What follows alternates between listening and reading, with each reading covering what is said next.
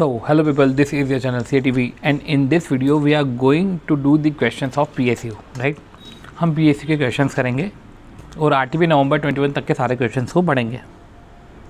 हम पीछे से स्टार्ट करते हैं कि in the course of audit of decent smart Union Bank आपने ये ऑब्ज़र्व करा कि पर्टिकुलर अकाउंट से कोई रिकवरी नहीं हुई है 18 महीने से।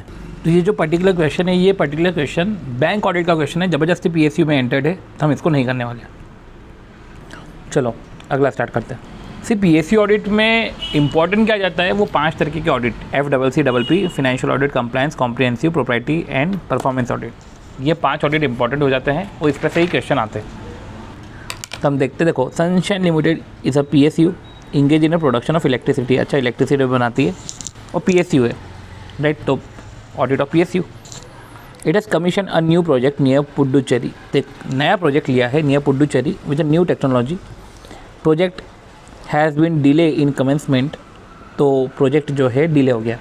State the matter that a comprehensive audit में कवर। कौन कौन से मैटर जो कॉम्प्रिहेंसिव ऑडिट कवर करता है? देखो FCCP में कॉम्प्रिहेंसिव ऑडिट भी आता है और matters which comprehensive audit cover, ये पर्टिकुलर डायरेक्ट क्वेश्चन नोट्स का ही है। तो हम वो क्वेश्चन देखेंगे जो थोड़े से एबनॉर्मल है, क्योंकि जब हम नोट्स का रिवीजन करेंगे तब हम इन चीज़ों को देख ही लेंगे। जैसे कि अगला, solar limited is a PSU। Solar limited PSU है, engage in production of electricity. अच्छा, ये वही आ गया, ठीक है। कि मैटर्स, इशूज़ एग्जामिन बोलो या मैटर्स बोलो, बात एक ही है। देखो मैटर्स या इशूज़ एग्जामिन बात एक ही है। ये भी डायरेक्ट क्वेश्चन वही आ गया कि state the matters while conducting comprehensive audit. See, तो हम क्या करने वाले हैं, हम क्वेश्चन पढ़ेंगे और हम क्वेश्चन से देखेंगे कि नोट्स में वो चीज़ें है कि नहीं। अगर वो चीज़ है कवर, देन वो क्वेश्चन को नहीं करते हुए हम नोट्स का पर्टिकुलर वो पोर्शन देखेंगे। तो ठीक है, इसको भी काटो अभी। एंड डायरेक्ट क्वेश्चन है तो आपको भी दिख ही जाएगा आपके चार्ट्स में, हम उसको वो देख कर ही लेंगे। फिर MCQs वाला सीन तो हम देख ही नहीं रहे हैं, MCQs हम बाद में देखेंगे। MCQ के लिए सेपरेट प्लेलिस्ट होगी, तो MCQs हम कंसिडर नहीं कर रहे। हम जस्ट ये देख रहे हैं कि क्वेश्चन आंसर किस तरीके से पूछे जा रहे हैं। अगर डायरेक्ट क्वेश्चन है तो उसमें याद करने का ही पोर्शन रहेगा, पर एटलीस्ट हम ओवरव्यू कर लें कि किस टाइप से क्वेश्चन पूछे जा रहे हैं।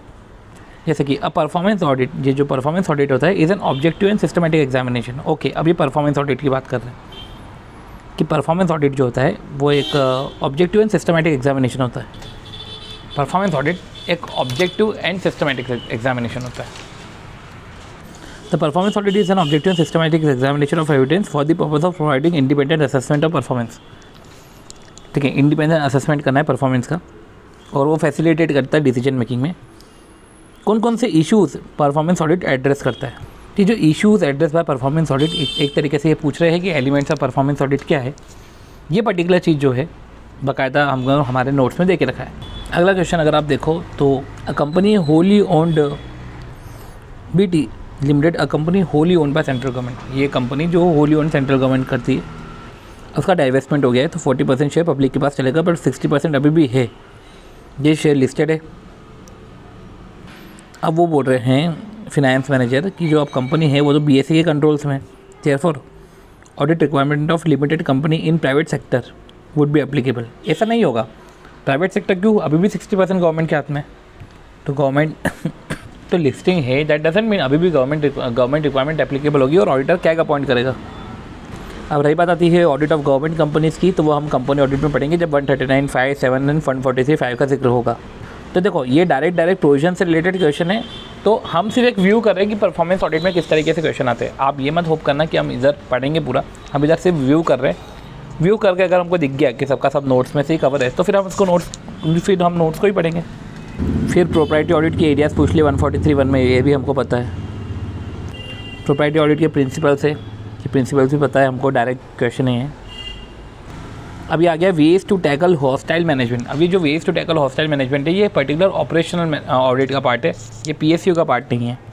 फिर एक और क्वेश्चन है कि कौन कौन से फैक्टर रिस्पॉन्सिबल है हाई एम्प्लॉय एट्रीशन रेट, की एम्प्लॉय इतने सारे चेंज हो रहे हैं, इसके रीज़न क्या है। तो ये भी हमारा पर्टिकुलर ऑपरेशनल ऑडिट का पॉइंट है। फिर वापस जो इश्यूज़ एड्रेस करते हैं परफॉर्मेंस ऑडिट, ये जो issues address by performance audit है, ये पर्टिकुलर जो पॉइंट है issues address by performance audit, ठीक है, ये पर्टिकुलर एलिमेंट है, इसको ही हम बोलते हैं एलिमेंट ऑफ परफॉर्मेंस ऑडिट। और फिर issues examine by comprehensive audit, तो हमको पता है कि FCCCC कॉम्प्रिहेंसिव ऑडिट में कितने सारे मैटर्स है। तो ये भी एक डायरेक्ट क्वेश्चन है, मतलब हम ये कोई सा भी ऐसा एक्स्ट्रा क्वेश्चन नहीं मिला, सारे के सारे डायरेक्ट क्वेश्चन ही मिले हैं। फिर steps involve in audit of government company, ये भी एक डायरेक्ट क्वेश्चन है।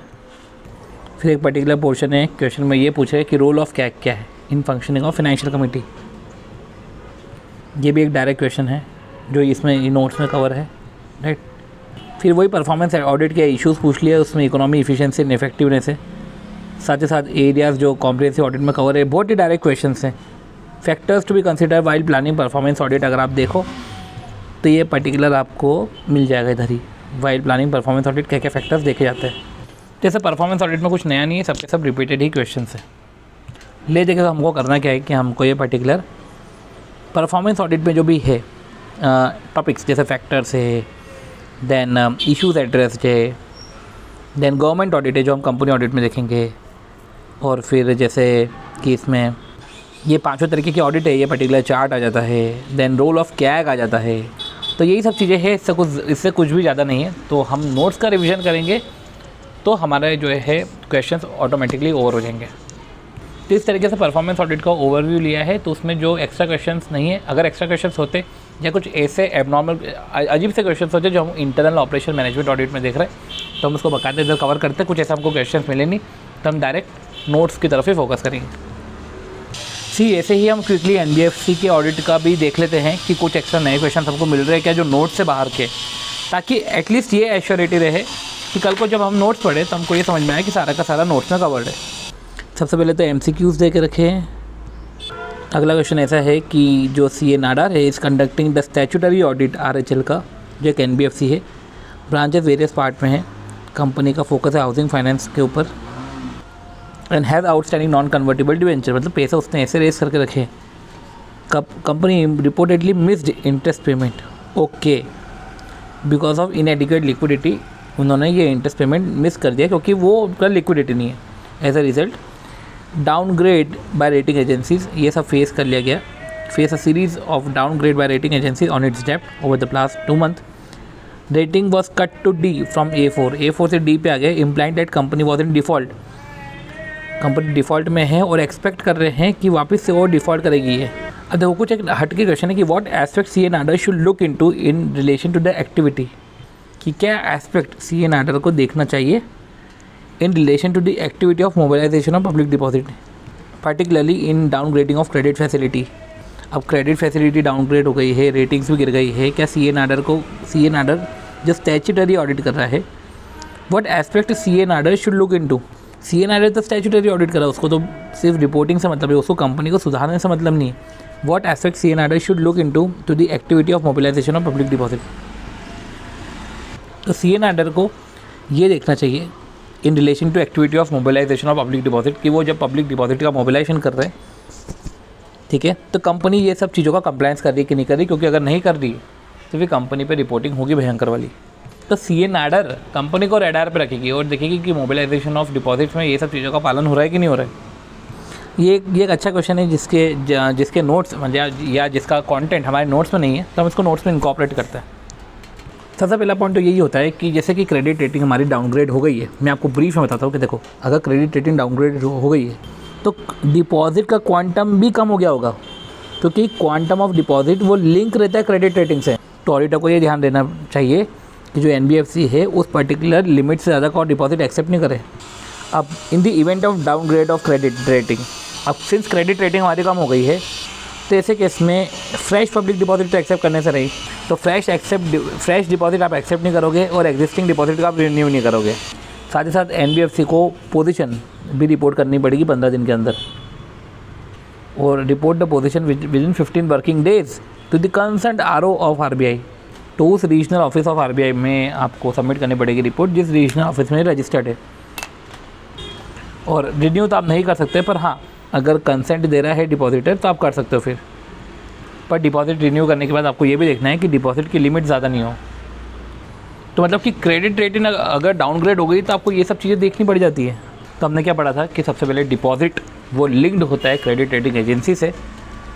सो NBFC को इंक्रीज या रिड्यूस करना है डिपॉजिट, NBFC को एडजस्ट करना है डिपॉजिट एज पर दी लिमिट। फिर रही बात है RBI को रिपोर्टिंग, तो रिपोर्ट करें RBI को विद इन 15 वर्किंग डेज। तो इस तरीके से पॉइंट है कि जो पर्टिकुलर मैं वापस बोल देता हूँ कि डिपॉजिट लिमिट में ही लेना, तो NBFC को अपने डिपॉजिट उस हिसाब से एडजस्ट करने हैं। एक्सेस डिपॉजिट रहता, फ्रेश डिपॉजिट नहीं लोगे और रिन्यूअल भी नहीं करोगे एग्जिस्टिंग डिपॉजिट। अगर लिमिट में है तो आप फ्रेश डिपॉजिट एक्सेप्ट कर लो, अगर लिमिट में है तो आप रिन्यूअल करवा लो, पर रिन्यूअल कराने के लिए आपको फिर पहले डिपॉजिटर से भी कंसेंट लेनी पड़ेगी। एंड देन जो है डाउनग्रेड हो गया है तो आपको अपनी पोजीशन, ठीक है, रिपोर्ट करना है आपको RO registered office of RBI में। और इधर आपको ये भी समझना पड़ेगा कि ये डाउनग्रेड हुआ है जब क्रेडिट रेटिंग में अगर डाउनग्रेडेशन हुआ है तो ऐसे केस में वो लिमिट डिपॉजिट्स लिमिट से ज़्यादा ही होंगे। तो ऐसे केस में आप समझ लो ना कि आप फ्रेश डिपॉजिट एक्सेप्ट नहीं कर सकते, रिन्यूअल नहीं करवा सकते, रिपोर्ट करनी पड़ेगी अपनी पोजीशन। आप टाइमली जो है अपनी डिपॉजिट्स को भी लिमिट में लेकर आ जाओ। फिर अगला क्वेश्चन आता है कि in the course of statutory branch audit कि बोरोवर अकाउंट को रेगुलराइज करा बैलेंस शीट डेट के पहले by payment of overdue amount, क्योंकि उन्होंने ओवरड्यू अमाउंट का पेमेंट कर दिया तो बैलेंस शीट डेट के पहले रेगुलराइज कर दिया, तो फिर थोड़ी ना हम इनको NPA बोलेंगे।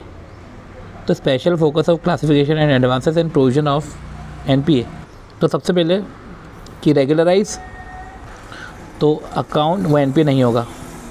अब देखो जब रेगुलराइज कर दिया है and subject to repayment by the borrower, अगर ब्रांच ने अब फिर फर्दर फंड्स दिए हैं तो ऑडिटर को केयरफुली असेस करना है कि जो रीपेमेंट है वो जेन्युइनली सोर्स से हो रहा है कि नहीं हो रहा है।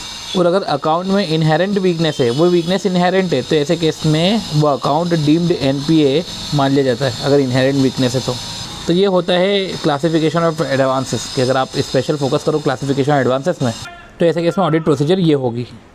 तो देखो ऑडिटर का प्रोसीजर क्या है ऑन क्लासिफिकेशन ऑफ एडवांसेस कि जब बोरोवर ने ओवरड्यू का पेमेंट कर दिया तो सबसे पहले अगर जेन्युइन सोर्सेज से करा हो तो वो तो अकाउंट रेगुलराइज हो जाएगा। अब अगर फर्दर फंड्स दिए हो तो चेक करो कि पेमेंट जो फर्दर फंड्स का है वो क्या जेन्युइन सोर्सेज से दिए है उसने पैसे, और अगर अकाउंट में इनहेरेंट वीकनेस है तो वो जो है डीम्ड NPA होता है।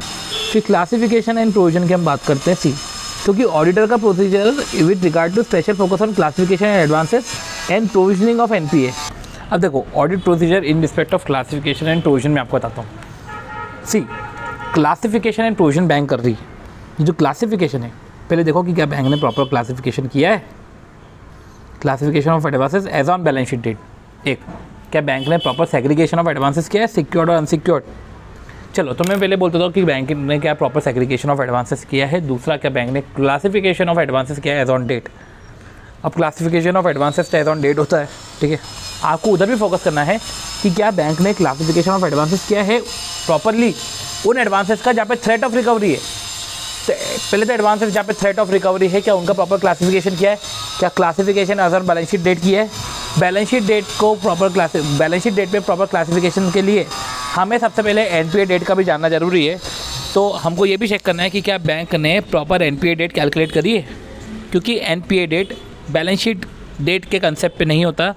NPA डेट कैलकुलेट होता है पास या ओवरड्यू कंसेप्ट के बेसिस पे कि अगर ओवरड्यू इतने पर्टिकुलर टाइम पे हो गया तो वो NPA हो जाएगा। हाउएवर जो क्लासिफिकेशन है वो बैलेंस शीट डेट बेस्ड पे होता है एंड देन फिर हमको उसका भी क्लासिफिकेशन उन एडवांसेस का भी करना है जहाँ पे थ्रेट ऑफ रिकवरी है। तो वेदर वो क्लासिफिकेशन प्रॉपर हुए कि नहीं हुए बैलेंस शीट डेट पे, उसके लिए NPA डेट की ज़रूरत होगी तो NPA डेट प्रॉपर्ली कैलकुलेट करा कि नहीं, और बैलेंस शीट डेट पे उन एडवांसेस का क्लासिफिकेशन प्रॉपर्ली करा कि नहीं करा जहाँ पे थ्रेट ऑफ रिकवरी है। दूसरा, सेग्रीगेशन ऑफ एडवांसेस जो हमने बात करते हैं, तो प्रॉपर क्लासिफिकेशन ऑफ एडवांसेस और सेग्रीगेशन ऑफ एडवांसेस, तो सेग्रीगेशन ऑफ एडवांसेस प्रॉपर किया कि नहीं किया।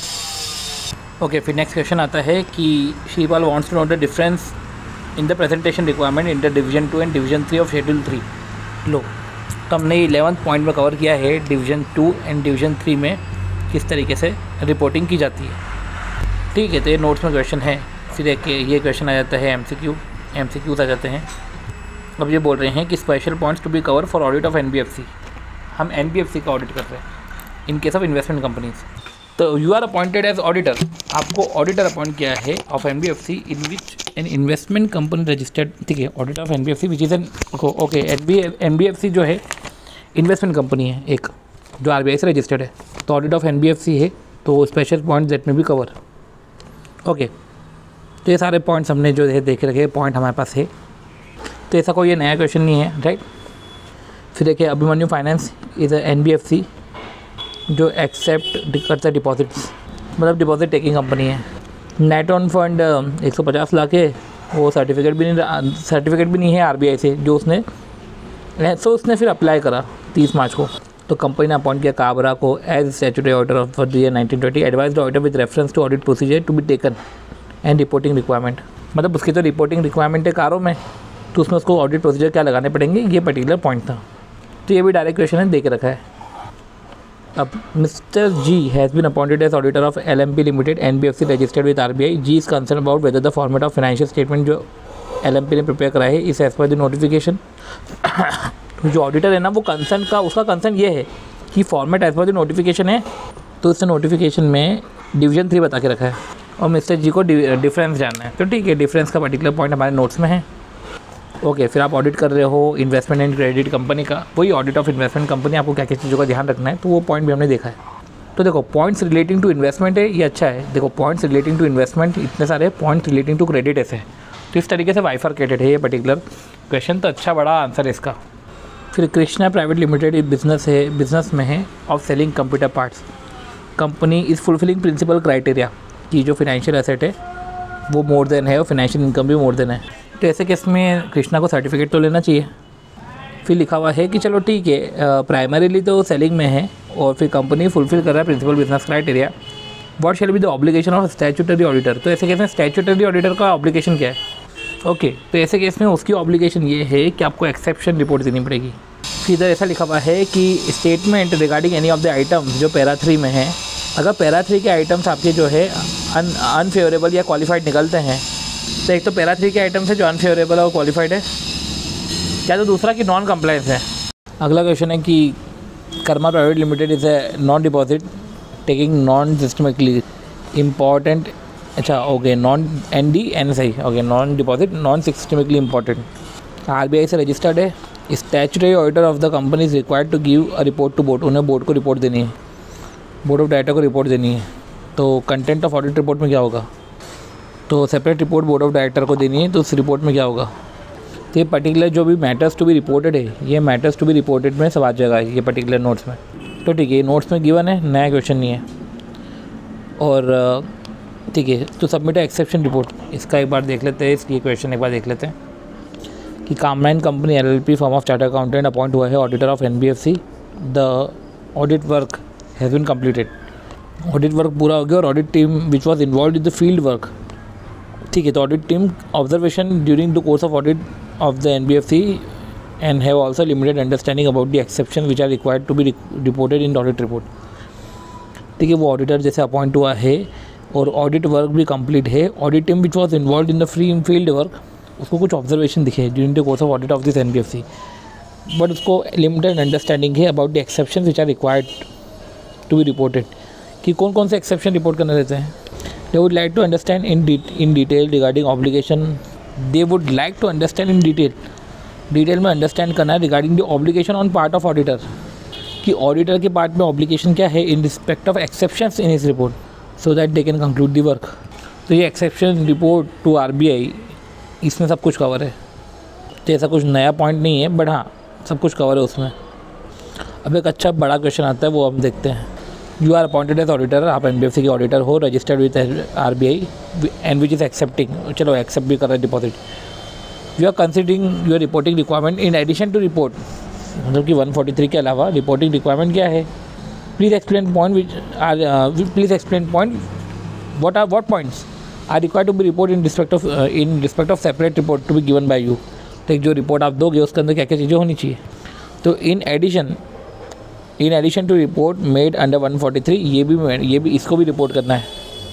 फिर देखो, Satyam private limited engage in a business of trading activity, वो ट्रेडिंग एक्टिविटी में इन्वॉल्व है। उसने इन्वेस्टमेंट करा है shares of other company and advance loan to group company, investment करा है सारी कंपनी के शेयर्स में सामने वाली, and advance loan to group company, तो ग्रुप कंपनी को लोन दिए। और ट्रेडिंग इनकम मेजॉरिटी है, तो आपको असेट साइड और इनकम साइड दोनों क्राइटेरिया पूरा करना है, अदरवाइज फिर आप NBFC नहीं हो। तो इधर असेट साइड का क्राइटेरिया तो पूरा हो जाए पर इनकम का नहीं हो रहा है, क्योंकि बोल दिया ना कि ट्रेडिंग इनकम मेजॉरिटी है, तो ऐसे केस में NBFC नहीं है। जैसा कुछ खास नहीं था। NBFC डिफाइन करना है एंड ब्रीफली डिस्क्रिप्शन देना है टाइप्स ऑफ NBFC। चलो ठीक है, टाइप ऑफ NBFC तो बता देंगे, NBFC डिफाइन करना है। ठीक है, NBFC के फीचर्स है ये भी बता देंगे, तो ऐसे डायरेक्ट क्वेश्चन है ये भी। ओके, ये स्टडी मटेरियल के क्वेश्चन थे, right. Shubham and associate is going to start audit of NBFC, और कभी NBFC का इतना काम नहीं किया है। You are required to explain the requirement relating to registration regulation of NBFC। इनको रिक्वायरमेंट बताओ, requirement relating to registration and regulation of NBFC, जो ऑडिटर को रखना चाहिए दिमाग में।